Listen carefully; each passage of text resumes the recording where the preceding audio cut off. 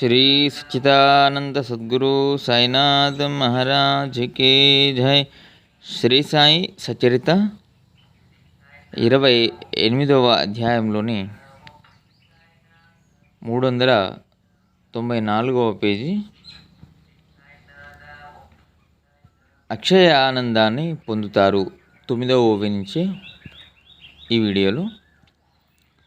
నిందలు వేయడం వల్ల, చెడు మాటలు వినడం వల్ల వచ్చిన పాపాలను ప్రక్షాళనం చేసే పరమ పావనమైన సత్పురుషుని కథలను మరలా తెలియచేస్తాను. ఇప్పుడు ఆ కథావర్ణనను శ్రోతలు శ్రద్ధగా శ్రవణం చేస్తే అడుగడుగున సాయిబాబా యొక్క కరుణ కనిపిస్తుంది. రాలీ సోదరులు గ్రీకు వర్తకులు భారతదేశమంతటా కొనుగోలు చేసేవారు. వారి శాఖలు అనేక పట్టణాలలో ఉండేవి. ముంబై నగరంలో కూడా ఒకటి ఉండేది.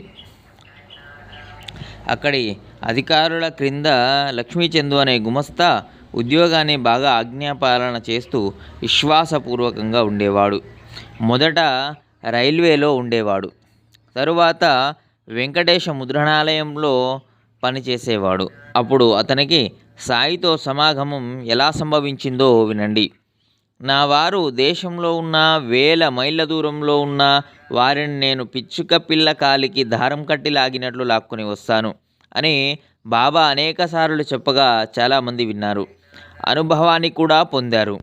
బాబా యొక్క ఆ లీలను చెప్తాను. బాబా ఇటువంటి అనేక మంది పిల్లలను దేశాల నుండి షిరిడీకి తీసుకుని వచ్చారు. వారిలో లక్ష్మీచందు ఒకడు. ఇతడు బాబా యొక్క భావికుడైన బిడ్డడు. అనేక జన్మలలో గడించిన ప్రారబ్ధ కర్మ ఉదయించినప్పుడే సత్పురుషుల సమాగమం ప్రాప్తించి మోహం వలన కలిగే అజ్ఞానం నశిస్తుంది. వివేకాగ్ని ప్రదీప్తమవుతుంది. భాగ్యోదయమై వైరాగ్యం కలుగుతుంది. సంచిత కర్మ నశించి జీవితం సఫలమవుతుంది. సాయినాథులు కళ్ళలో నిండిపోతే ఇక అక్కడ మరొకరికి చోటు లభించదు. కళ్ళు మూసుకున్న నలువైపులా సాయినాథులే ఉంటారు.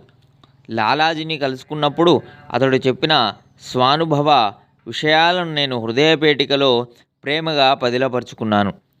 వానిని చెప్పాలని ఉత్సాహంగా ఉంది. లాలాజీకి బాబా పిలుపు అదొక అలౌకిక లీల. దానిని భావికులైన శ్రోతలు శ్రద్ధగా వినండి. మరొక పేజీ తరువాతి వీడియోలో చదువుకుందాం.